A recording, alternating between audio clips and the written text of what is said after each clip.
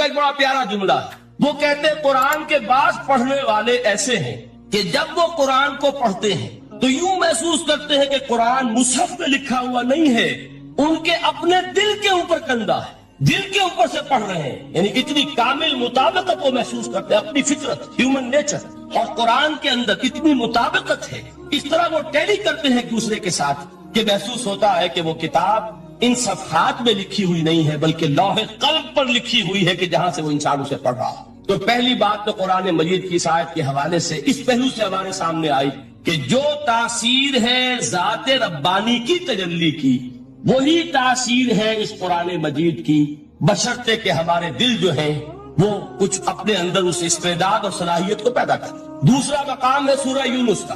اب کسی کلام کی عظمت کا دوسرا پہلو ہو سکتا ہے اس کی افادیت کے اعتبار سے، اس سے فائدہ کیا ہوگا نوع انسانی کے لیے۔ دیکھیے 2 آیات، یہ عظیم خزانے ہیں عظمت قرآن کے۔ سورہ یونس میں یا ایھا الناس، اے لوگوں، قد جاءتکم موعظۃ من ربکم وشفاء لما فی الصدور وہدی ورحمۃ للمؤمنین۔ 4 الفاظ نوٹ کر لیجیے۔ اے لوگوں، آ گئی ہے تمہارے پاس وہ چیز تمہارے رب کی طرف سے جو موعظہ ہے۔ موعظہ کسے کہتے ہیں؟ نصیحت۔ اس بات کو ذرا سمجھ لیجیے ترتیب کیا ہے۔ نصیحت اسے کہتے ہیں، جی رہا نہیں جا رہا، میں نے اس کی ترتیب بدلی ہوئی ہے۔ مجھے یاد دلایا ایک صاحب نے کہ سورہ رحمان کی ابتدائی آیات کا بیان تو رہ گیا، وہ رہا نہیں، میں نے پڑھا کسی اور ترتیب سے تھا، بیان کسی اور ترتیب سے کر رہا ہوں۔ پڑھنے میں 4، 2 اور 1، اور اب جو میں بیان کر رہا ہوں پہلے 1 آیت سورہ حشر کی جو بیان کی، اب 2 آیات ہیں سورہ یونس کی۔ لوگوں، تمہارے پاس آ گئی ہے تمہارے رب کی طرف سے موعظت، اور تمہارے سینوں کے اندر جو روگ ہے ان کے لیے علاج۔ توجہ کیجئے گا، ہم نے قرآن کو کیا سمجھا ہے؟ صرف ایک مقدس کتاب، ایک حصول ثواب یا ایصال ثواب کا آلہ۔ قرآن ہے کیا؟ نمبر 1 موعظہ۔ موعظہ کسے کہتے ہیں؟ وعظ اسے کہتے ہیں وہ بات جس سے دل نرم ہو جائے، دل کے اندر گداز پیدا کرنے والی شے۔ وجہ کیا ہے؟ اعلیٰ سے اعلیٰ حکیمانہ بات کسی سے کہی جائے، دل سخت ہے، اثر نہیں ہوتا، ایک کرست آ جاتا ہے انسان کے دل کے اوپر۔ جیسے کہ یہود کے علماء کے بارے میں فرمایا گیا، ثم قست قلوبکم فہی کالحجارۃ او اشد قسوۃ وان من الحجارۃ لما يتفجر منه الانہار وان منها لما يهبط من خشیۃ اللہ وان منها لما يشقق فيخرج منه الماء۔ اے لوگوں، پھر تمہارے دل سخت ہوتے چلے گئے، پھر وہ پتھروں کے مانند سخت ہو گئے، بلکہ ان سے بھی زیادہ سخت، اس لیے کہ پتھروں میں تو وہ بھی ہوتے ہیں کہ جو اللہ کے خوف سے گر جاتے ہیں، پتھروں میں وہ بھی ہوتے ہیں کہ جو اللہ کی خشیت سے پھٹ جاتے ہیں، ان میں سے پانی بہ نکلتا ہے۔ پتھر تو اس طرح کے ہیں، لیکن انسان کا دل جب سخت ہو جائے، جب پتھر بن جائے، تو کوئی شے دنیا کی اس کی سختی کا مقابلہ نہیں کر سکتی۔ پہلے اس سختی کو نرم کریں گے، جیسے زمین ہے چٹیل زمین، اس زمین کے اندر ہل چلے گا تو بارش جو ہے فائدہ دے گی، اس کو آپ زمین کو نرم کرتے ہیں تاکہ وہ بارش کو جذب کرے، ورنہ چٹیل زمین ہے سخت، وہ پانی بہ جائے گا اور وہ زمین کے اندر جذب نہیں ہوگا۔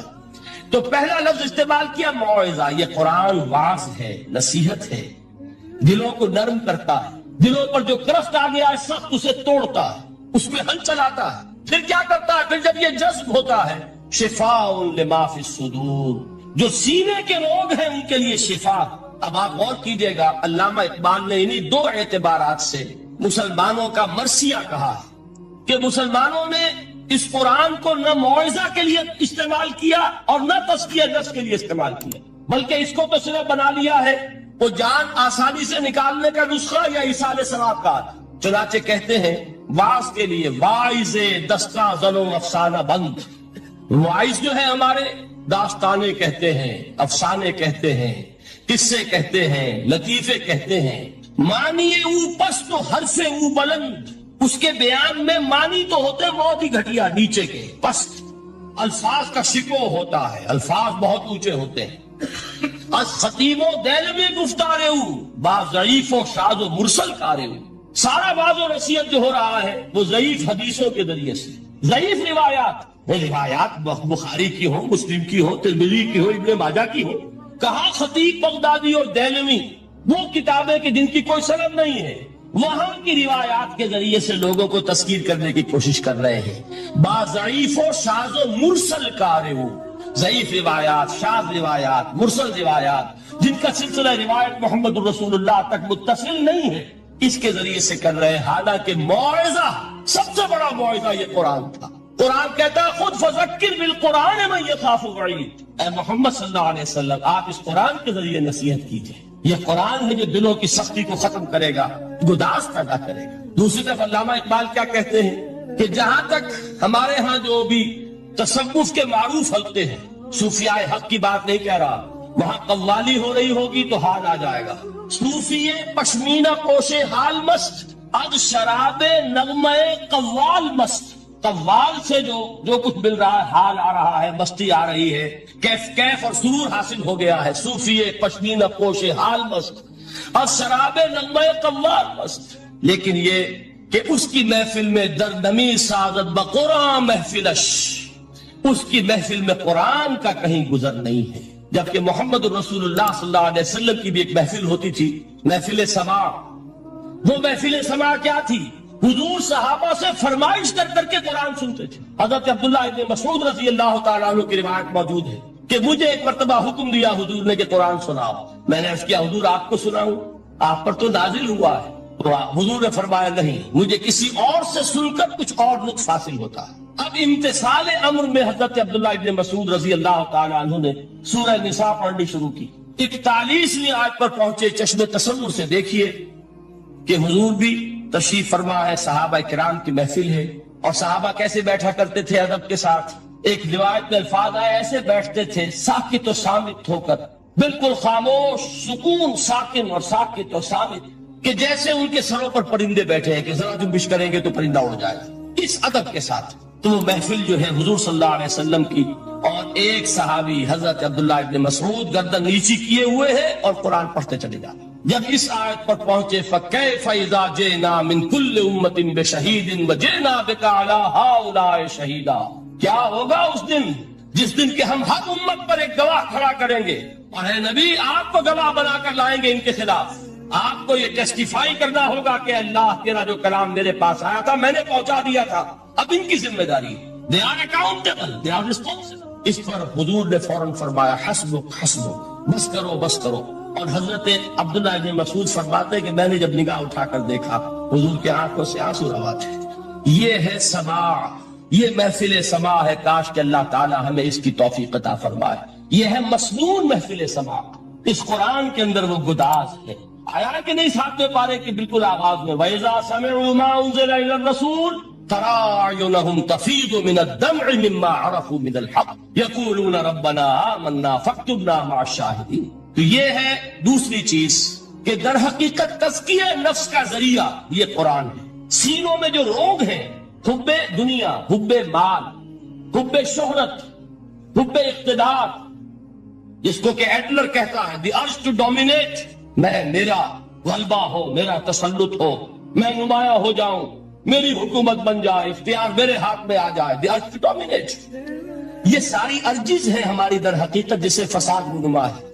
یہ حب مال ہے جس کی وجہ سے ہمارے اندر تنافس ہے۔ الہاکم التکاثر حتی زرتم المقابر، یہ کثرت اور بہتات کی طرف تمہیں غافل کیے رکھتی ہے، یہاں تک کہ قبروں تک جا پہنچتے ہو۔ آنکھ انسان کی کھل نہیں پاتی، جس کے پاس 10 نسلوں کے لیے کھانے کو موجود ہے، اس کی بھی حرص جو ہے اور مزید کا لالچ جو ہے وہ ختم نہیں ہوتی۔ یہ چیزیں ہیں اصل روگ، ان دلوں کے روگوں کا اور سینوں کے اندر کے ان امراض کا علاج قرآن۔ یا ایھا الناس قد جاءتکم موعظۃ من ربکم وشفاء لما فی الصدور۔ اب جب یہ دو چیزیں ہو جائیں گی، اب تیسرا لفظ ہے ہدن۔ ہدایت بیکار ہے جب تک دل میں گداز نہ ہو، ہدایت بیکار ہے جب تک کہ نیت درست نہ ہو۔ کوئی شخص بڑا عالم ہے لیکن اپنے علم کو اس نے ذریعہ بنایا ہے دنیا کمانے کا، تو در حقیقت یہ قرآن اس کے حق میں ہدایت نہیں ہے، اس کے حق میں عذاب خدا بندی کا ذریعہ بن رہا۔ حضور نے خود فرمایا القرآن حجت لک و علیک، یہ قرآن یا تمہارے حق میں حجت ہے یا تمہارے خلاف حجت بنے گا قرآن کے قیامت کے دن۔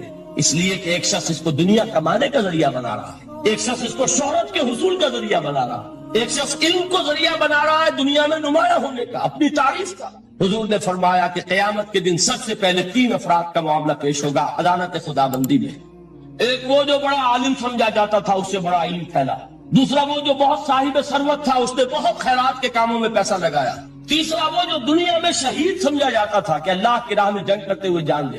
اللہ ان تینوں سے جو اس کو نعمتیں دی تھی ان کا ذکر کر کے پوچھے گا کہ میں نے تمہیں یہ دیا، تمہیں یہ دیا، تمہیں یہ دیا، تم کیا کر کے لا؟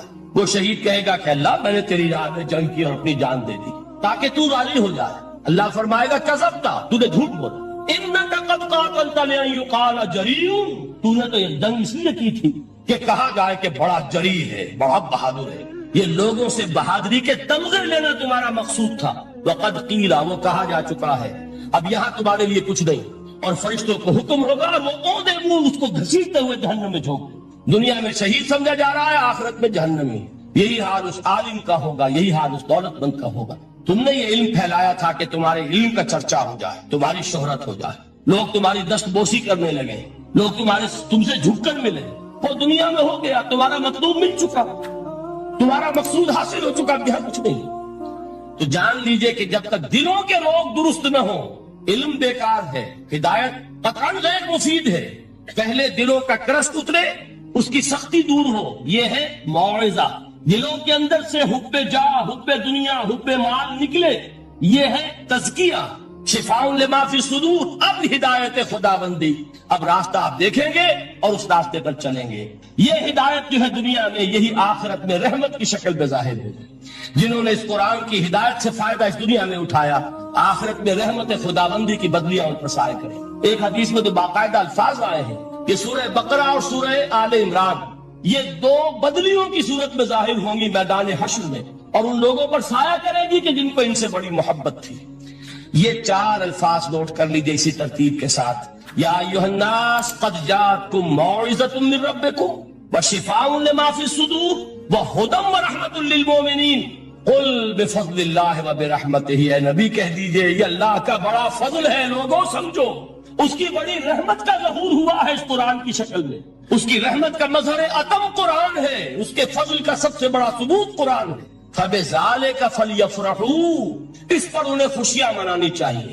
اترانا ہے تو اس پر اترائیں کہ اتنی بڑی دولت ہمارے پاس ہے، اتنا بڑا احسان ہے جو اللہ نے ہم پر کیا ہے۔ فَبِذَلِكَ فَلْيَفْرَحُوا هُوَ خَيْرٌ مِّمَّا يَجْمَعُونَ، جو چیزیں یہ جمع کرنے کی فکر کر رہے ہیں ان سے کہیں زیادہ قیمتی یہ قرآن ہے۔ کاش کہ یہ دو آیات ہی ہمارے قلب کے اوپر یہ کندہ ہو جائے۔ پہلی بات میں نے عرض کی تھی، اس کا شعور ہر ایک کے لیے ممکن نہیں، اس کا باطن بیدار ہو چکا ہو۔ لو انزلنا هذا القرآن على جبل لرأيته خاشعا متصدعا من خشية اللہ، جن کی ارواح بیدار ہو چکی ہوں وہ قرآن کی اس تاثیر کو محسوس کریں گے۔ لیکن یہ دوسری چیز ہے کہ جو ہمارے لیے پریگمیٹک پہلو سے، عملی اعتبار سے، افادے کے اعتبار سے یہ چار الفاظ اور رحمت اور فضل خداوندی کا سب سے بڑا مظہر، اور خوشیاں مناؤ کہ اللہ کی یہ نعمت تمہارے پاس موجود ہے۔ اب وہ تیسرا مقام ہے سورہ رحمان کا، بڑی چھوٹی چھوٹی آیات۔ آپ نے سنا ہوگا حضور نے سورہ رحمان کے بارے میں فرمایا ہے، سورۃ الرحمان عروس القرآن، یہ سورہ رحمان جو ہے یہ قرآن کی دلہن ہے۔ جیسے دلہن کو آپ خوشنما لباس پہناتے ہیں، آراستہ پیراستہ، اس کو گہنے اور اس کو زیور پہناتے ہیں، تو جس طریقے سے سجاتے ہیں آپ دلہن کو، اللہ تعالیٰ نے ایک سورت قرآن مجید میں یہ ایسی رکھی ہے سورہ رحمان کہ اسے خوب سجایا۔ اس میں الفاظ کا در و بست، اس کا اپنا ایک ڈیوائن میوزک ہے۔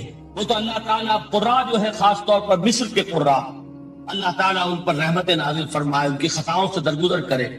جس طرح قرآن کے انٹرنسک میوزک کو انہوں نے واضح کیا ہے۔ واقعہ یہ ہے کہ اگر یہ لوگ نہ ہوتے، شیخ عبد الباسط محمد عبد الصمد، شیخ محمود خلیل الحسری، یہ لوگ کہ جنہوں نے قرآن کے اس غنا، میوزک، یہ لفظ جو ہے آپ حیران نہ ہو کہ میں یہ کچھ توہین کر رہا ہوں قرآن کی، حضور نے یہ لفظ استعمال کیا ہے، تغنو، اس قرآن کو اچھی سے اچھی خوش الحانی کے ساتھ پڑھو۔ من لم يتغنى بالقرآن فليس منا، جو قرآن کو بہتر سے بہتر انداز میں، اچھی سے اچھی آواز میں، خوش الحانی کے ساتھ پڑھنے کی کوشش نہیں کرتا، وہ ہم میں سے نہیں۔ بلکہ ایک مرتبہ حضور رات کے وقت آپ گشت پر تھے اپنے ساتھیوں کے حالات معلوم کرنے کے لیے۔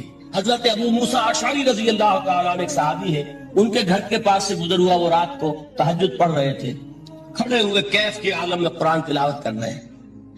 حضور کو بہت پسند آئی ان کی قرات، کافی دیر تک وہاں کھڑے سنتے رہے۔ اب انہیں کیا پتا کون سن رہا ہے، بالکل اسی طرح سمجھ لیجئے ایک بات یاد آئی ہے، حضور فرماتے ہیں کہ جس طرح کان لگا کر اللہ قرآن کو سنتا ہے، کسی چیز کو نہیں سنتا۔ ہمیں نظر نہیں آتا نا، ہمیں معلوم نہیں، ہم قرآن پڑھ رہے ہیں تو سننے والا کون ہے؟ سب سے زیادہ کان لگا کر خود اللہ۔ یہاں مجھے یاد آیا کہ ابو موسیٰ اشعری کو کیا پتا تھا کہ کون سن رہا ہے۔ اپنی کیفیت میں نماز میں تہجد میں قرآن کی تلاوت کر رہے تھے، اور ظاہر بات ہے ان کے گھر ایکڑوں میں بنے ہوئے نہیں تھے، ایک ایک کمرہ، ایک ایک کوئی حجرہ، ایسے تو گھر تھے نا صحابہ کے۔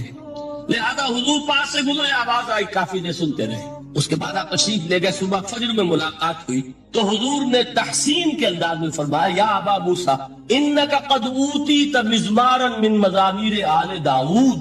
اے ابو موسیٰ، تمہیں تو آل داؤد کے سازوں میں سے ایک ساز اللہ نے عطا فرما دیا ہے۔ جس طرح حضرت داؤد، لہر داؤدی مشہور ہے کہ جب وہ پچھلے پہر رات کو حمد کے ترانے الاپتے تھے، قرآن میں ہے کہ پرندے شامل ہو جاتے تھے ساتھ، اور پہاڑ وجد میں آتے تھے، پہاڑ بھی ان کے ساتھ شریک ہوتے تھے۔ تو جس طرح کا اللہ نے ان کو لہر عطا فرمایا تھا، حضور نے تحسین کے انداز میں فرمایا، ہے ابو موسیٰ اشعری، اللہ نے تمہیں بھی آل داؤد کے سازوں میں سے ایک ساز عطا فرمایا ہے۔ بہرحال قرآن مجید کا جو یہ میوزک ہے، قرآن کے الفاظ کا جو حسن ہے، جہاں تک حسن معنوی ہے وہ تو ہر لفظ میں ہے، لیکن یہ حسن ظاہری، حسن صوتی، حسن لفظی، یہ اپنے کلائمیکس پر آپ کو نظر آئے گا سورہ رحمان میں۔ لیکن قرآن میں یہ سورت اس اعتبار سے بھی ممتاز ہے، اس کی 4 آیات پر ذرا توجہ کریں گے، عجیب حقائق سامنے آئے۔ جہاں یہ قرآن مجید کے حسن صوت اور حسن لفظی کی معراج ہے، وہیں اس کی پہلی 4 آیات میں 4 چوٹی کی چیزوں